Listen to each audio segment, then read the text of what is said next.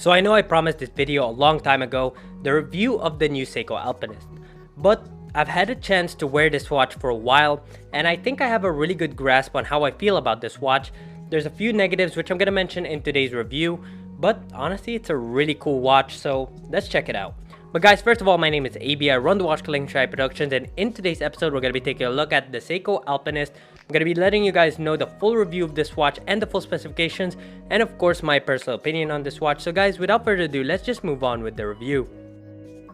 So for us to fully understand why the Seiko Alpinist is so loved within collectors, and why it's so important within Seiko's brand, we do have to take a quick look at their history. Now the Seiko Alpinist was created in the 1960s. However, the Seiko Alpinist didn't only have the Seiko logo, it had Laurel on the dial. Now for those of you who don't know, Laurel is the very first sub-brand Seiko ever created in 1913. In fact, they didn't even have the Seiko logo on the watch. Now the Seiko Alpinist was created as a mountaineer's watch and adventurer's watch, which is why within the watch community they dubbed it as the affordable Rolex Explorer. In my opinion, this watch does it extremely well. And today we're going to be taking a look at the 2020 iteration of the Seiko Alpinist. Now one of the most popular Seiko Alpinists was the 017, the SARB 017, which specifically had a green dial with gold indices, which is why it was kind of a polarizing watch. Although it has become an icon within the Seiko community, it was a fantastic watch, but green and gold is just not as versatile as simpler colors like black, white, or navy. And that is why Seiko decided to reissue the Seiko Alpinist with white dials, black dials, and they did bring back the green dial. Now we're going to be taking a look at my personal favorite out of the bunch, the black dial. As you can probably tell if you know the Seiko SARB 017, there has been a lot of changes. Although they did have this exact dial with the shark teeth before, there has been a few changes, and one of the biggest one is that Cyclops. Personally, I am not a big fan of Cyclops. I know a lot of people like it because it makes it more legible, but it's such a Rolex thing that, in my opinion, I wish they didn't put that there. Now the second thing that we get is anti-reflective coating on the crystal. It's kind of nice when you feel like a brand actually listens to you. Anti-reflective coating has been something I've been asking from Seiko and Rolex for a very long time, and even though I know they weren't listening to me personally, it's nice to feel like they did because it makes this dial absolutely pop, and sometimes the crystal looks like it's not even there. Now, as far as aesthetics, this watch actually still has the exact same case as the original Seiko Alpinist. In my opinion, I'm not really complaining about that because that case was built like a tank, and this watch still remains a solid watch for adventuring, so I wasn't really complaining about that. Another big change with this watch is the fact that they put this watch within the Prospex line. You could love it, you could hate it. In my opinion, that X isn't as disruptive as I thought it would be.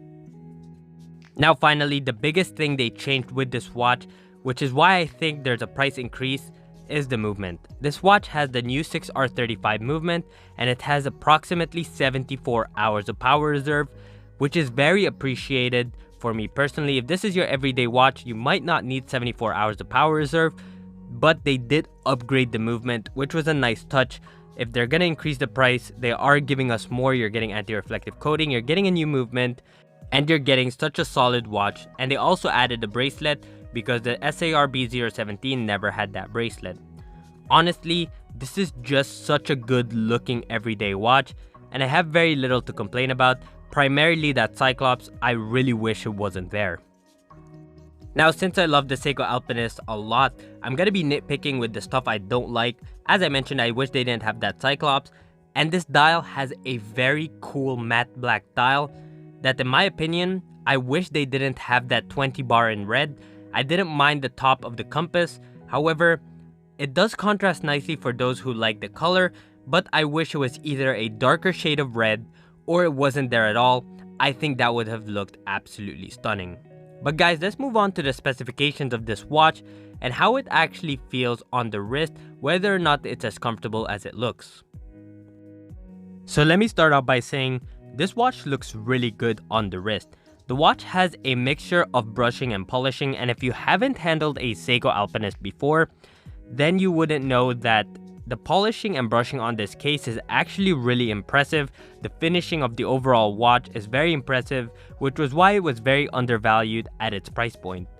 Now the second thing is this watch is comfortable because it has a 39.5mm case across and then top to bottom of 46.5mm and a thickness of about 13mm, and it is a very comfortable watch in my opinion. It looks good, and if you're looking for an everyday rugged watch, it's very hard for you to go wrong with the Seiko Alpinist. My personal choice would be the black dial, but they have other dial iterations. So guys, my opinion on the Seiko Alpinist, it's a fantastic everyday watch. You get a lot of watch for the money. A lot of people thought it was a little bit pricey, and it might be, but you're getting a new movement, you're getting anti-reflective coating, and it is a fantastic everyday watch considering what you're getting with the Alpinist. However, I did have a few negatives. I wish they didn't have that Cyclops on there. I wish they could have kept the X logo, but the automatic, that font just looks a little bit tacky to me. But overall, it is a really good everyday watch. Now allow me to address the elephant in the room, why people believe that the Seiko Alpinist is the perfect affordable alternative to the Rolex Explorer. Well, the Seiko Alpinist was created for a purpose for adventurers and mountaineers, and that was also the same with the Rolex Explorer, because the Rolex Explorer was kind of dubbed as the mountaineer's watch ever since Mount Everest and the summit. And this watch, honestly, is a very robust watch. It is a watch that will do anything with you, and it's very hard for you to go wrong with the Seiko Alpinist. If you want something that is tough, something that you can wear with anything, the Seiko Alpinist is a fantastic choice.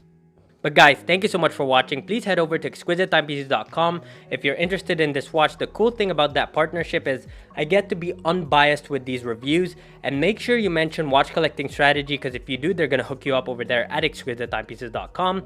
And guys, thank you so much for watching. Please let us know in the comment section below what you think of the new Seiko Alpinist. Do you like it? What don't you like about it? Let us know in the comments, and I will see you in the next one.